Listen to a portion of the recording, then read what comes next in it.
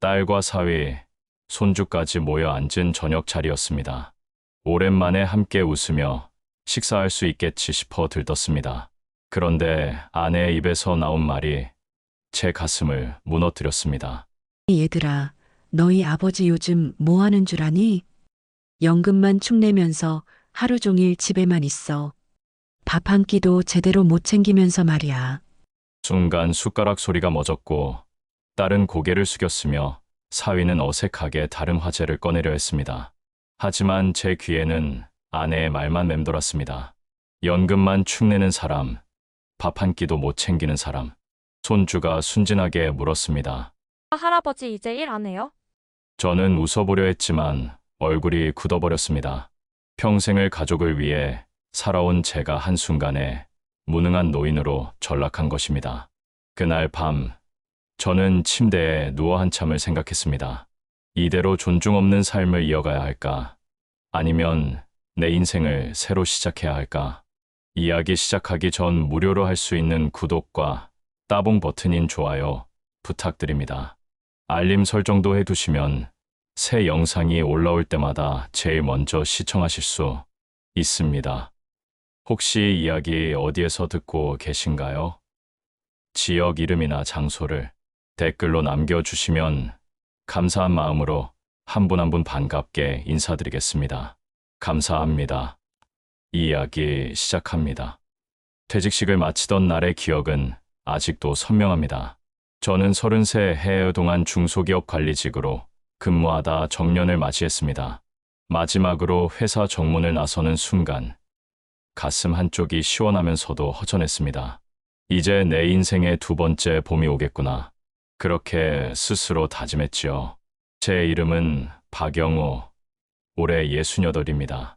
고향은 전북 군산이지만 직장 생활 때문에 서울에서 오래 살았습니다. 서울 강서구의 아파트에서 아내 정희와 함께 지내고 있었습니다. 오랫동안 쌓아온 연금과 적금 덕분에 이제는 돈 걱정은 크게 하지 않아도 될 거라 생각했습니다. 이제는 아침마다 출근길 전철에 치일 일도 없고 상사 눈치 볼 일도 없겠구나. 앞으로는 정희와 소소한 여행도 다니고 손주랑도 시간을 많이 보내야지. 그날 집에 돌아오니 아내 정희가 퇴직 축하 케이크를 준비해 두었습니다. 평생 무뚝뚝하다고 구박을 들었는데 오랜만에 마음이 따뜻해졌습니다. 그러나 그 따뜻함은 오래가지 않았습니다. 여보, 이제 집에 매일 있으려니 좀 어색하네. 당신도 뭔가 할 거리를 찾아야 할 것 같아. 응, 당분간은 좀 쉬면서 생각해보지. 그래도 이제는 여유롭게 살아도 되지 않겠어? 저는 그렇게 대답했지만 정희의 표정은 미묘하게 굳어 있었습니다. 평생 가족을 위해 일했으니 이제는 편히 살아도 된다고 생각했는데 아내는 다른 마음을 품고 있는 듯 보였지요. 퇴직 후 첫 주말, 저는 새벽 6시에 눈이 떠졌습니다. 30년 넘게 몸에 밴 습관이 쉽게 바뀌지 않았던 겁니다. 커피 한 잔을 내리고 신문을 펼쳐 들었습니다. 그런데 거실로 나온 정희가 저를 보더니 인상을 찌푸렸습니다. 당신 아침부터 뭐 하는 거야? 이제 출근도 없는데 그냥 좀 더 자든가 아니면 집안일이라도 하든가 해야지. 빈둥빈둥 앉아 있는 거 보기 싫네. 저는 잠시 말문이 막혔습니다. 아직 퇴직한 지 며칠도 되지 않았는데 쉬는 것조차 허락되지 않는 기분이었습니다. 알았어. 내가 집안일 좀 해볼게. 그렇게 청소기를 돌리고 빨래도 개봤습니다. 장도 직접 보러 다녔지요. 그런데 이상한 일이 벌어졌습니다. 제가 집안일을 하면 할수록 정희의 불만은 더 커졌습니다. 이게 빨래를 갠 거야? 다 다시 해야겠네. 장 보러 갔으면 제대로 골라야지. 돈은 왜 이렇게 많이 쓰는 거야? 무슨 일을 해도 칭찬은커녕 구박만 늘어갔습니다. 저는 속으로 내가 뭘 그렇게 잘못했을까라는 생각이 들었습니다. 아내의 생활은 점점 더 활발해졌습니다. 친구들과 등산을 다니고 브런치 카페에서 웃으며 사진을 찍어 올렸습니다. SNS 속 정희의 모습은 밝고 행복했습니다. 하지만 저에게 단 한 번도 같이 가자는 말은 하지 않았습니다. 여보, 나도 같이 가면 안 될까? 당신은 친구 없어? 당신도 나가서 알아서 만나. 여자들끼리 노는 자리에 끼지 말고 그냥 집에서 쉬어. 그 말은 제 가슴에 못이 박히는 듯 했습니다. 저는 아내와 함께 소소한 시간을 보내길 원했는데 아내에게 저는 그저 집에 있어야 할 존재였던 겁니다. 퇴직 후에는 낚시를 더 즐겨야겠다 생각했는데 그것도 쉽지 않았습니다. 낚싯대를 챙기려 하면 아내는 늘 말했지요. 또 돈 쓰러 나가는 거야? 취미가 뭐 그리 돈만 잡아먹어. 결국 저는 낚싯대를 내려놓았습니다. 그 순간 깨달았습니다. 아내의 눈에 저는 이제 남편이 아니라 여전히 돈을 벌어와야 하는 기계였던 겁니다. 결정적인 순간은 퇴직 2달쯤 지났을 때였습니다. 저녁 식사 후 TV를 보고 있는데 아내가 무심하게 던진 한마디가 제 자존심을 무너뜨렸습니다. 연금만으로는 안 돼. 당신 이제 경비원 자리라도 알아봐. 아직은 젊으니까 뭐라도 해야지. 그 말은 제 귀를 때리는 듯했습니다. 평생 버틴 33년의 세월은 무시되고 저는 단순히 돈을 축내는 사람이 되어버린 것이었습니다. 그날 밤 저는 침대에 누워 천장을 바라보며 생각했습니다. 내가 아내에게 남편이 아니라 돈 버는 기계일 뿐이구나. 그 생각은 머리를 떠나지 않았습니다. 그리고 그날 이후 제 마음속에는 작은 균열이 생기기 시작했습니다. 시간이 흐르면서 아내와의 갈등은 점점 더 깊어졌습니다. 단순한 집안일의 문제를 넘어서 제 존재 자체가 무시당하는 듯한 순간들이 늘어갔습니다. 어느 날 점심 무렵 아내가 피곤한 표정으로 말했습니다. 이제 삼시세끼 다 차리기도 지겨워. 나도 지쳤어. 앞으로 점심은 당신이 알아서 챙겨 먹어. 저는 잠시 멈칫했지만 곧 알았다는 듯 고개를 끄덕였습니다. 사실 라면 하나 끓이는 게 어려울 나이는 아니었으니까요. 하지만 문제는 그 다음이었습니다. 제가 조용히 라면을 끓여 혼자 먹고 있자 아내는 비아냥거리듯 말했습니다. 당신은 혼자 입만 챙겨서 좋겠다. 가족들 생각은 안 해도 되니 말이야. 순간 젓가락이 멈췄습니다. 밥을 차려달라고 한 적도 없고 오히려 알아서 먹으라고 해서 그렇게 했을 뿐인데 그것조차 구박의 이유가 되는 현실에 저는 할 말을 잃었습니다. 그럼 어떻게 하라는 거지? 차리기 싫다면서 먹지도 말라는 건가? 속으로는 그렇게 외쳤지만 입 밖으로는 내지 않았습니다. 그래, 알았어. 싸우고 싶지 않았습니다. 40년을 함께 산 아내였고 딸과 아들, 손주들 앞에서 체면을 구기고 싶지도 않았습니다. 하지만 제 마음속 깊은 곳에서는 무언가가 무너져 내리고 있었습니다. 결국 저는 집에 있기가 더 답답해졌습니다. 한때 즐기던 낚시라도 다시 해볼까 했지만 아내는 또다시 차갑게 말했습니다. 또 돈 쓰러 나가? 이제 연금으로도 빠듯한데. 뭐하러 쓸데없는 데다 돈을 써? 그 말에 저는 낚싯대를 다시 내려놓았습니다. 취미는커녕 작은 여유조차 허락되지 않는 노후라니 마음이 허전했습니다. 그러던 중 가족 모임이 잡혔습니다. 딸 수진이와 사위 재훈, 손녀 서아가 집에 오기로 했습니다. 오랜만에 온 가족이 모여 함께 밥을 먹는다는 사실만으로도 저는 설레었습니다. 오늘은 웃으면서 식사할 수 있겠지. 손녀 얘기도 듣고 오랜만에 집안이 북적이겠구나. 딸이 부엌을 도우며 이런저런 얘기를 하고 손녀 서아는 학교 이야기를 쏟아냈습니다. 식탁에 웃음이 번지는 듯했습니다. 그런데 그 순간 아내가 무심하게 던진 한마디가 공기를 얼어붙게 만들었습니다. 얘들아, 너희 아버지 요즘 뭐 하는 줄 아니? 하루 종일 집에만 있으면서 연금만 축내고 있어. 내가 없으면 밥 한 끼도 못 챙기면서 말이야. 식탁 위에서 숟가락 소리가 멎었습니다. 딸 수지는 어색하게 고개를 숙였고 사위 재우는 다른 화제를 꺼내려 애썼습니다. 하지만 제 귀에는 아내의 말만 쿵쿵 울리듯 맴돌았습니다. 엄마, 그런 말씀은 애 앞에서 좀. 뭐가 잘못됐어? 사실이잖아. 나이 먹어서는 집에서 빈둥거리기만 하지. 그 순간 제 가슴이 찢어지는 듯 했습니다. 연금만 축내는 사람, 밥 한 끼도 못 챙기는 사람. 손녀 서아가 순진하게 물었습니다. 할아버지, 이제는 일 안 해요? 저는 억지로 미소를 지으려 했지만 얼굴이 굳어버렸습니다. 손주 앞에서, 자식들 앞에서 저는 한순간에 무능한 노인으로 전락한 것입니다.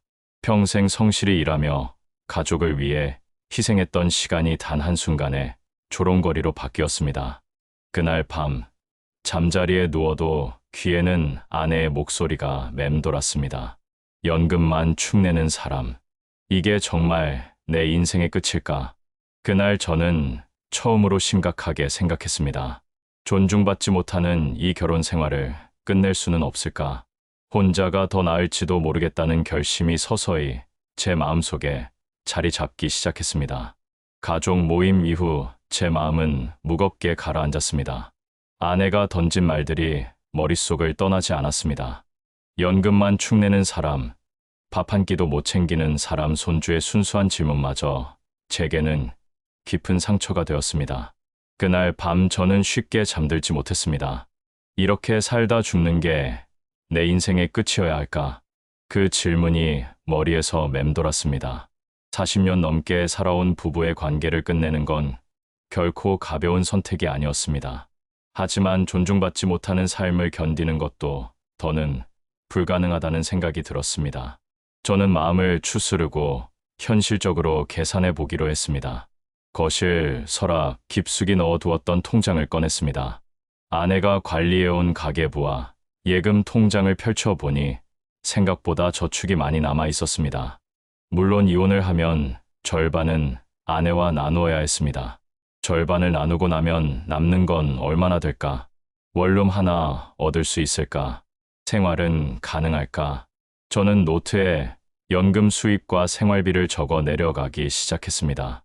월세나 전세 보증금, 전기세와 가스비, 식비와 의료비까지 세세히 계산했습니다. 빠듯했지만 불가능한 수준은 아니었습니다. 돈은 줄어도 자유는 얻을 수 있겠구나. 며칠을 고민하던 끝에 결국 변호사 사무실을 찾아가기로 했습니다. 집 근처 법률사무소의 문을 열자 정중한 표정의 변호사가 자리에 앉아 있었습니다. 저는 아내와 이혼을 고민하고 있습니다. 도저히 존중받지 못하는 삶을 이어갈 수가 없습니다.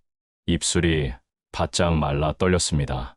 40년을 함께 살아온 아내와 이혼을 입 밖으로 내뱉는다는 건 그만큼 큰 결심이었습니다. 변호사는 고개를 끄덕이며 메모를 하기 시작했습니다. 현재 재산은 어떤 상태이신가요? 집은 제 명의로 되어 있습니다. 저축과 적금은 아내와 함께 모은 게 있고 매달 나오는 연금도 있습니다. 그렇다면 집은 매매 후 절반씩 나누는 것이 가장 현실적입니다. 연금 역시 부부 공동 재산으로 간주되어 분할 대상이 될 수 있습니다. 그 말을 듣자 제 가슴이 철렁 내려앉았습니다. 수십 년 동안 악착같이 모은 재산을 절반이나 내주어야 한다니 억울한 마음이 치밀었습니다. 하지만 곧 생각을 고쳐먹었습니다. 재산의 절반을 내주더라도 자유를 얻을 수 있다면 그게 더 큰 가치지요. 맞습니다. 중요한 건 거주 문제입니다. 원룸이나 전세집을 미리 알아보시면 훨씬 수월할 겁니다. 그리고 자녀들에게는 어떻게 말씀하실지도 고민해 두셔야 합니다. 합의 이혼이 되면 수월하지만 그렇지 않으면 갈등이 예상보다 커질 수 있습니다. 상담을 마치고 사무실 나서는데 발걸음이 묘하게도 가벼웠습니다. 앞으로 넘어야 할 산이 많지만 이제는 눈앞에 길이 보이기 시작했기 때문입니다. 집으로 돌아오는 길, 저는 일부러 한강 둔치 쪽으로 발걸음을 옮겼습니다. 강 위로 불어오는 바람이 차가웠지만 제 마음은 오히려 시원했습니다. 그래, 이제는 나 자신을 위해 살아야 한다. 그러나 여전히 걱정은 남아 있었습니다. 과연 아이들이 제 결정을 이해해 줄까? 아내와의 대립이 감정 싸움으로만 번지지 않을 수 있을까? 그리고 무엇보다 낯선 홀로서기를 제가 잘 해낼 수 있을까? 그래도 시도는 해봐야지. 이대로는 못 살겠으니까. 집에 돌아오니 아내는 또다시 여행 준비로 분주했습니다. 캐리어를 꺼내 옷을 챙기며 친구와 통화하는 아내의 얼굴에는 웃음이 가득했습니다.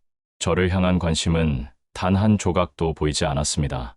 그 모습을 보며 오히려 마음이 단단해졌습니다. 나 다음 주에 일주일 동안 해외여행 다녀올 거야. 당신도 혼자서 잘 버텨봐. 내가 없어도 살 수 있는지 경험 좀 해봐. 그 말은 더 이상 제 마음을 흔들지 못했습니다. 시험을 치르듯 내뱉는 말투에 애정이나 배려는 전혀 느껴지지 않았습니다. 저는 속으로 중얼거렸습니다. 그래, 이번이 기회다. 당신이 없는 동안 나는 내 삶을 준비할 거야. 그렇게 저는 홀로서기를 위한 첫걸음을 마음속으로 다짐했습니다. 아내의 여행이 끝나고 돌아왔을 때 저는 더 이상 예전의 제가 아닐지도 모른다는 생각이 들었습니다. 아내가 해외여행을 떠나던 날, 현관문이 닫히는 소리를 들으며 저는 한참을 서 있었습니다. 캐리어를 끌고 떠나는 뒷모습에는 미안함도 배려도 없었습니다. 마치 시험을 내주듯 당신도 한번 혼자 살아 보라는 말만 남기고 사라졌습니다. 그러나 이상하게도 제 마음은 홀가분했습니다. 그래, 이번 기회에 진짜 내 삶을 준비해보자. 그날부터 저는 원룸을 알아보기 시작했습니다. 집 근처 부동산을 찾아가서 제 사정을 이야기했습니다.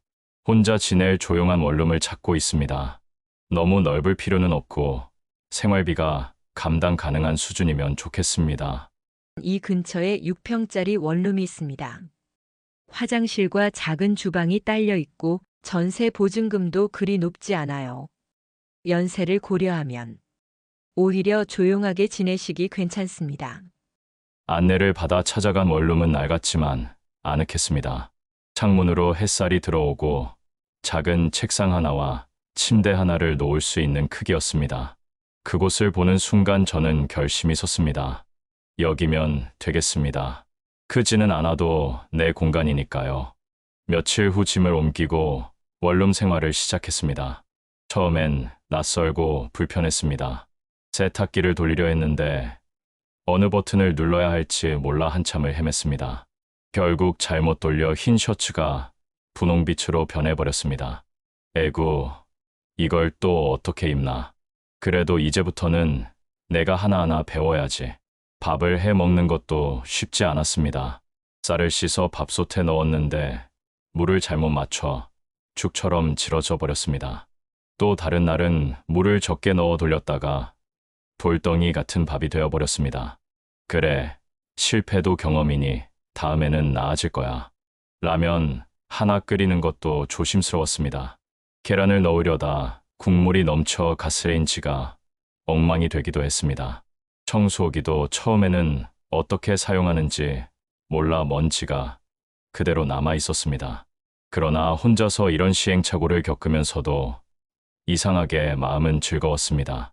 누구의 눈치도 보지 않고 내 방식대로 배워가고 있었으니까요.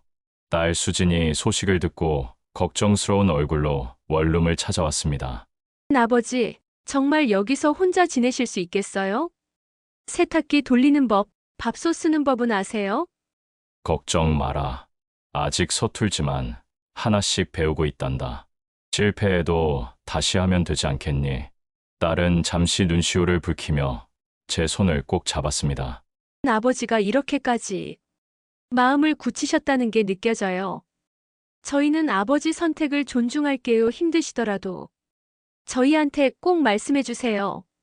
그 말에 가슴이 따뜻해졌습니다.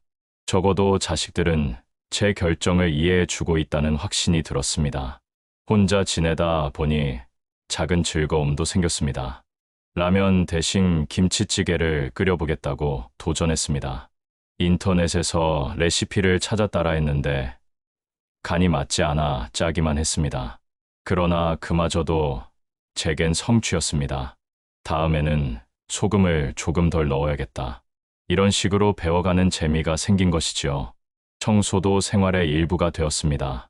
좁은 방이라 대충 쓸어도 되겠거니 했는데 구석에 먼지가 쌓이니 금세 답답했습니다. 그래서 하루에 한 번은 청소기를 돌리고 걸레질도 했습니다. 작은 방이니 금방 끝나지만 방이 깔끔해지면 제 마음도 상쾌해졌습니다. 혼자 사는 게 이렇게 다르구나. 불편도 있지만 자유가 더 크다. 어느 날 저녁 밥상을 차려 혼자 앉아 먹는데 문득 이런 생각이 들었습니다. 예전 같으면 아내의 눈치를 보며 밥을 먹었는데 이제는 내가 차린 밥이라 누가 뭐라 할 사람도 없구나. 비록 반찬은 초라했지만 마음만은 자유로웠습니다. 밤이 되면 창문을 열어두고 의자에 앉아 있었습니다. 멀리서 자동차 소리와 사람들의 발걸음 소리가 들려왔습니다. 그 속에서 저는 낯선 고독과 동시에 묘한 평화를 느꼈습니다. 아, 이게 진짜 나만의 삶이구나. 물론 두려움도 있었습니다. 앞으로 병원에 다니는 일, 건강이 악화되었을 때 혼자 감당해야 하는 상황들이 떠올랐습니다. 그러나 동시에 새로운 힘도 느껴졌습니다. 아무도 챙겨주지 않으니 스스로 챙길 수밖에 없었고 그것이 제게는 오히려 성장처럼 다가왔습니다.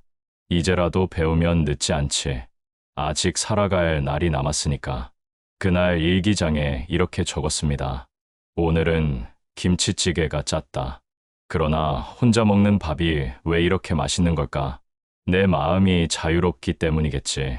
그렇게 저는 원룸 생활의 첫 주를 보냈습니다. 서툴고 어설펐지만 그것은 새로운 인생의 첫걸음이었습니다. 원룸 생활을 시작한 지 한 달쯤 되었을 때였습니다. 이제는 세탁기도 제법 다룰 줄 알았고 김치찌개나 된장국 정도는 끓일 수 있게 되었습니다. 혼자 밥을 차리고 설거지를 하는 일이 일상이 되었지만 그 속에서 이상하게도 자유와 뿌듯함을 느끼고 있었습니다. 그러나 마음 한편은 여전히 공허했습니다.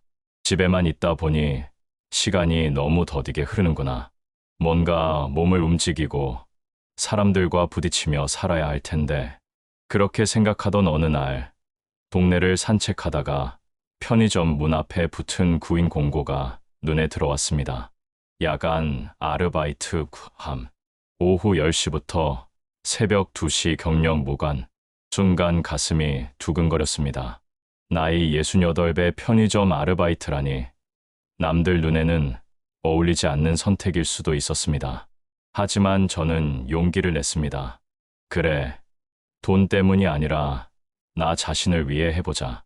다음 날 편의점 점주 김동호 씨를 찾아갔습니다. 다부진 체격에 팔토시를 한 모습이 인상적이었습니다.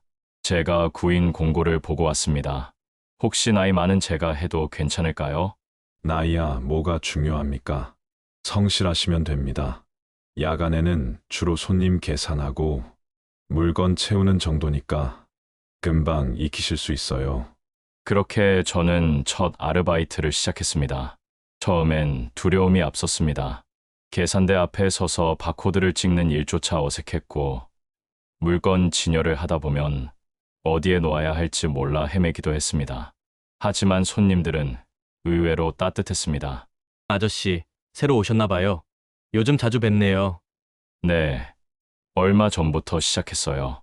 아직 서툴지만 열심히 하고 있습니다. 대단하세요. 저희 할아버지도 이런 일 하시면 좋을 텐데 존경스러워요.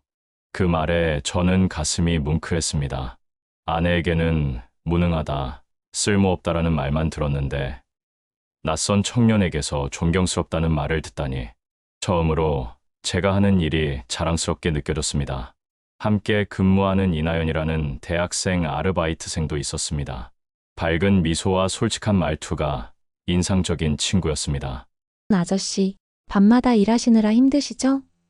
그래도 같이 있으니까 저도 든든해요. 나도 내 덕분에 배우는 게 많아. 젊은 사람들과 같이 있으니 활력이 생기네. 저는 편의점에서 사람들을 만나며 조금씩 세상과 다시 연결되고 있음을 느꼈습니다. 손님들이 수고하세요, 고생 많으세요 하고 건네는 짧은 인사가 제게는 큰 힘이 되었습니다. 어느 날은 단골 아주머니가 계산을 하다 제게 말을 건넸습니다. 아저씨 연세 있으신데 이렇게 일하시는 거 보니 참 성실하시네요. 저도 힘을 얻고 갑니다. 감사합니다. 저도 이렇게 다시 누군가와 부딪히며 사는 게 즐겁습니다. 그날 집에 돌아오는 길, 발걸음이 가볍고 마음이 따뜻했습니다. 밤새 일했는데도 피곤하지 않았습니다. 오히려 살아있다는 실감이 들었습니다. 아르바이트를 시작하고 나서 제 생활 리듬도 달라졌습니다. 낮에는 집안일을 하고 저녁에는 간단히 식사를 한 뒤 편의점으로 향했습니다. 새벽에 일을 마치고 돌아와 따뜻한 차 한 잔을 마시며 하루를 정리하는 시간이 제게는 가장 평화로운 순간이 되었습니다. 이 나이에 새로운 일을 시작할 수 있다는 게 이렇게 기쁠 줄 몰랐구나. 그뿐만 아니라 저는 오랫동안 미뤄왔던 꿈에도 도전하기 시작했습니다. 젊을 때 배우고 싶었던 기타를 드디어 손에 잡았습니다. 동네 음악학원에 등록하고 중고로 기타를 하나 샀습니다. 처음에는 손가락이 아파서 줄을 제대로 누르지도 못했지만 꾸준히 연습하자 간단한 코드 정도는 칠 수 있게 되었습니다. 박 선생님, 이제 코드 전환이 제법 자연스러워요. 곧 노래 한 곡은 완주하시겠네요. 아직 부족하지만 이렇게라도 도전하는 게 참 즐겁습니다. 악보 위에 적힌 음표를 따라가며 기타 줄을 튕길 때마다 제 안에서 오래 묵혀두었던 열정이 조금씩 살아나는 듯 했습니다. 또 서예 교실에도 등록했습니다.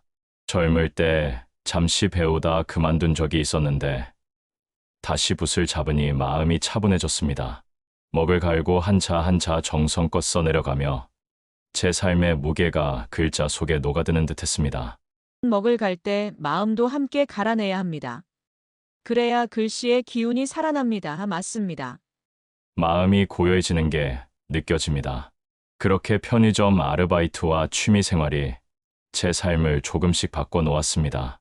경제적으로는 여전히 빠듯했지만 마음만큼은 한결 풍요로워졌습니다. 무엇보다 중요한 건 누군가에게 존중받고 있다는 느낌이었습니다.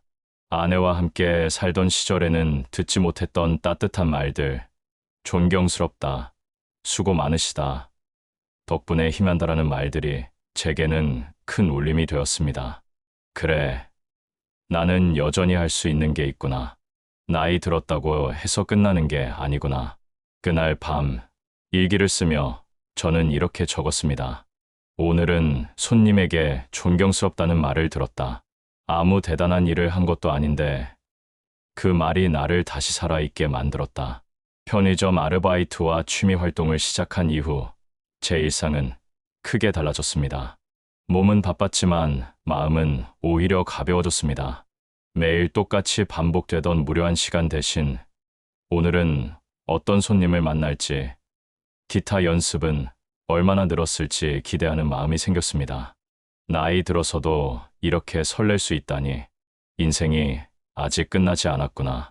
그러던 어느 날 아르바이트 동료 나연이 저에게 스마트폰을 보여주며 말했습니다. 아저씨, SNS 계정 하나 만들어 보세요. 요즘은 여기서 사람들과 소통도 하고 사진도 올리고 좋은 글도 볼 수 있거든요. 내가 이런 걸 할 수 있을까? 너무 늦은 건 아닐까? 늦다니요. 아저씨 같은 분의 이야기를 궁금해하는 사람들이 많아요. 직접 해보시면 재미있으실 거예요. 처음에는 망설였지만 결국 나연의 도움을 받아 계정을 만들었습니다. 첫 글은 원룸에서 혼자 끓여 먹은 김치찌개 사진이었습니다. 오늘 처음으로 김치찌개를 끓였다. 짰지만 혼자 먹으니 더 맛있었다. 그 짧은 글에 낯선 사람들이 응원합니다. 힘내세요라는 댓글을 남겨주었습니다. 세상에 내가 올린 글을 누가 본단 말인가. 그날 하루 종일 기분이 좋았습니다. 작은 댓글 하나가 이렇게 큰 위로가 될 줄은 몰랐습니다. 그 후 저는 편의점에서 있었던 일이나 기타 연습하는 모습을 가끔씩 올렸습니다. 손님에게 존경스럽다는 말을 들은 날, 서예 교실에서 배운 글귀를 적어본 날, 모두 제 삶의 기록이 되어갔습니다. 며칠 후 딸 수진에게서 전화가 걸려왔습니다. 아버지, SNS 하시는 거 제가 봤어요. 아버지가 글을 쓰시는 줄 몰랐네요. 하하, 나도 이제 배워보려고 한다. 낯설지만 생각보다 재미있더구나. 아버지가 이렇게 적극적으로 사시는 모습 보니까 마음이 놓여요. 저도 댓글 남겼으니 확인해 보세요. 전화를 끊고 들어가 보니 아버지 멋져요. 저희도 항상 응원합니다라는 글이 딸의 이름으로 남겨져 있었습니다. 눈가가 뜨거워졌습니다. 아들 민수도 마찬가지였습니다. 주말에 일부러 원룸을 찾아와 함께 점심을 먹으며 말했습니다. 아버지, 요즘 정말 다르게 사시는 것 같아요. 예전보다 얼굴이 훨씬 밝아지셨어요. 그래, 아마도 이제야 내 삶을 주체적으로 살아서 그런가 보다. 저희는 아버지 편이에요. 그러니 앞으로 하고 싶은 거 다 해보세요. 아들의 따뜻한 말에 저는 마음 깊이 위로를 받았습니다. 더 이상 부모로서의 역할에만 묶여 있지 않아도 된다는 사실, 이제는 제 삶을 살아도 된다는 사실을 자식들이 인정해주고 있었던 겁니다. 손녀 서아와의 시간도 늘어났습니다. 어느 날 서아가 원룸에 놀러와서 제게 기타를 치는 모습을 보고 눈을 반짝였습니다. 할아버지, 노래 한 곡만 들려주세요. 아직 서툴러서 제대로 치지는 못한단다. 그래도 한번 해볼까? 저는 기타 줄을 튕기며 고향의 봄을 조심스레 연주했습니다. 음이 삐끗거리기도 했지만 서아는 두 손을 모아 박수를 쳐주었습니다. 할아버지 최고예요. 다음에 저도 같이 배우고 싶어요. 그 말에 가슴이 벅차올랐습니다. 무너진 자존심을 다시 세워준 것은 거창한 것이 아니라 손녀의 순수한 눈빛과 응원의 박수였습니다. 또 다른 변화는 건강 관리였습니다. 예전에는 아내가 챙겨주던 병원 예약이나 약 복용을 제가 직접 해야 했습니다. 처음에는 번거롭게 느껴졌지만 오히려 제 몸 상태를 더 잘 알게 되었습니다. 아침마다 동네 공원을 산책하는 습관도 생겼습니다. 산책길에서 마주치는 또래 어르신들과 인사를 나누고 가끔은 벤치에 앉아 이런저런 이야기를 나누기도 했습니다. 요즘 얼굴이 밝으시네요. 무슨 좋은 일 있으세요? 그냥 하루하루 제 삶을 제 방식대로 살다 보니 그렇게 된 것 같습니다. 그렇게 저는 세상과 다시 연결되어 갔습니다. 편의점에서의 만남, SNS에서의 소통, 자녀와 손녀의 응원, 그리고 산책길의 짧은 인사까지 모두가 제게는 힘이 되었습니다.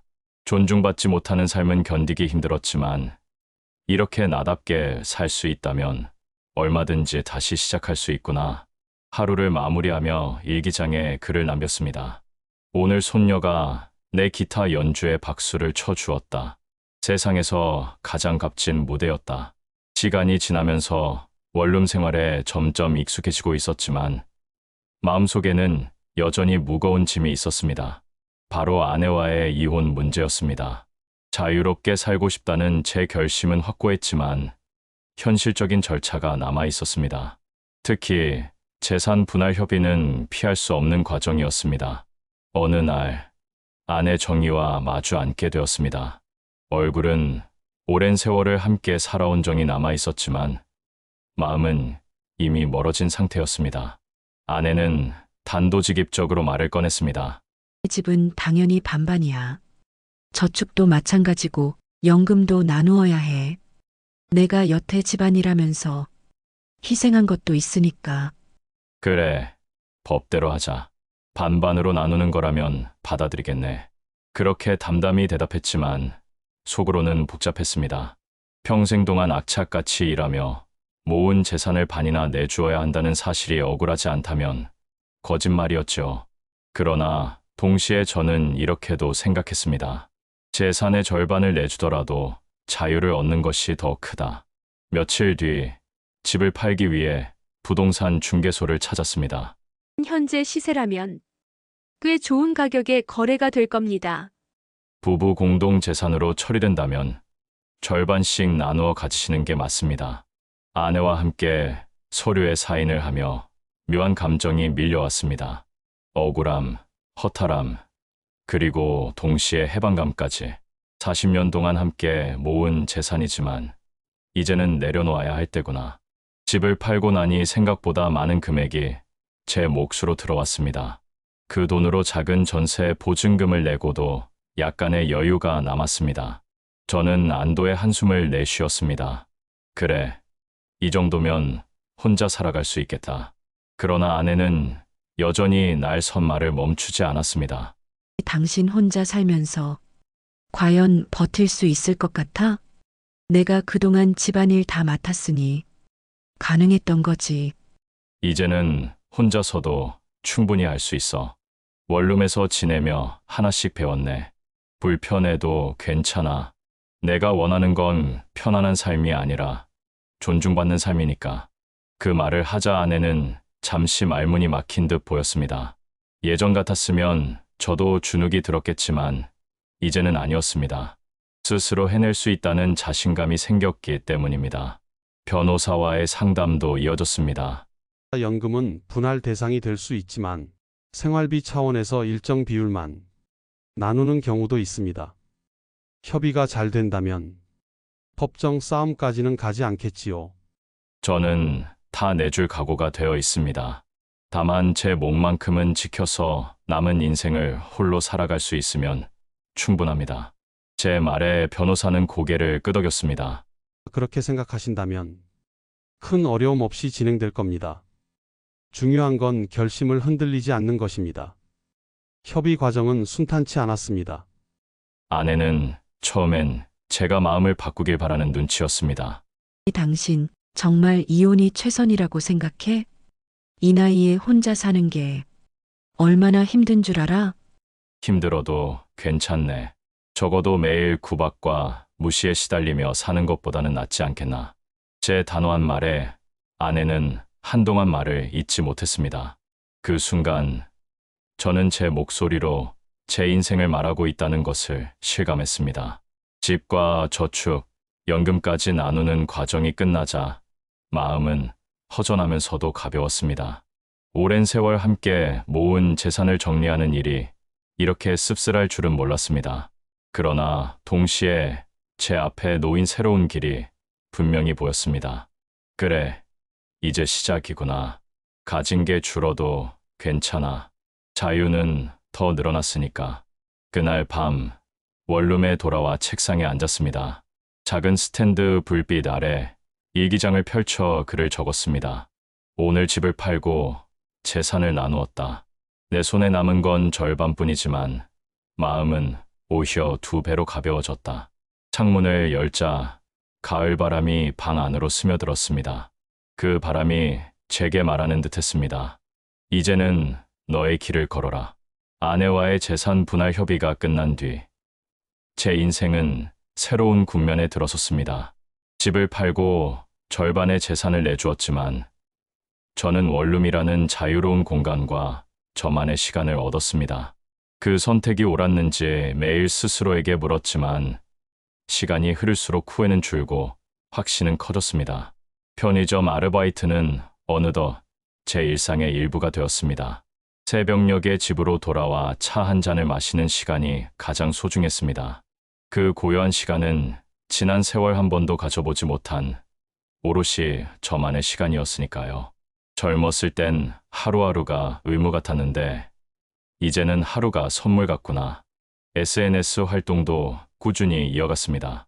제가 올린 소소한 일상에 응원의 댓글이 달리면 마음이 따뜻해졌습니다. 라면 끓이는 법을 배우고 있습니다. 오늘은 서예 교실에서 평심을 썼습니다. 같은 글에도 누군가는 저도 힘이 납니다라고 적어주었습니다. 어느 날 편의점 단골 손님 중 한 명이 제게 다가와 말했습니다. 아저씨, SNS에서 글 보고 있어요. 덕분에. 저도 하루를 다시 생각하게 돼요. 제 이야기가 누군가에게 도움이 된다니 저도 기쁩니다. 그 말은 제게 큰 힘이 되었습니다. 제가 단순히 살아가는 것만으로도 누군가에게 위로가 될 수 있다니 이 나이에 또 다른 의미를 찾은 기분이었습니다. 기타 연습도 어느새 수준이 올라 있었습니다. 예전에는 한 곡을 끝까지 치는 게 버거웠지만 이제는 두세 곡을 이어서 연주할 수 있었습니다. 서해 교실에서 만난 동년배들과 함께 작은 발표회를 준비하기도 했습니다. 박 선생님, 이번에 기타로 한 곡 하시죠. 용기 내보세요. 부끄럽지만 그래도 해보겠습니다. 무대라기보다 작은 교실 안에서의 연주였지만 손녀 서아가 박수치며 웃는 모습을 보는 순간 눈가가 젖어들었습니다. 내가 다시 무대에 설 수 있다니. 할아버지 진짜 최고예요. 또 해주세요. 그 응원 한마디가 제겐 세상 어떤 보상보다 그쳤습니다. 자녀들과의 관계도 한층 더 가까워졌습니다. 예전에는 아내와 함께 있을 때만 겨우 이야기를 나누곤 했는데 이제는 저와 따로 만나 식사도 하고 산책도 했습니다. 아버지, 혼자 지내시면서도 이렇게 밝아지신 걸 보니 마음이 놓여요. 그래, 이제는 내 삶을 나답게 살고 있단다. 저희도 아버지 보면서 배워요. 늦었다고 생각하지 않고 다시 시작하는 용기 말이에요. 그 말에 마음이 따뜻해졌습니다. 제 선택이 자식들에게도 긍정적인 울림이 되었다는 사실이 기뻤습니다. 혼자가 되니 건강 관리에도 더 신경을 쓰게 되었습니다. 병원 예약도 스스로 하고 약도 챙겨 먹었습니다. 매일 아침 동네 공원을 산책하며 비슷한 연배의 이웃들과 안부를 나누는 일도 즐거움이 되었습니다. 박 선생, 요즘 표정이 참 좋아졌네.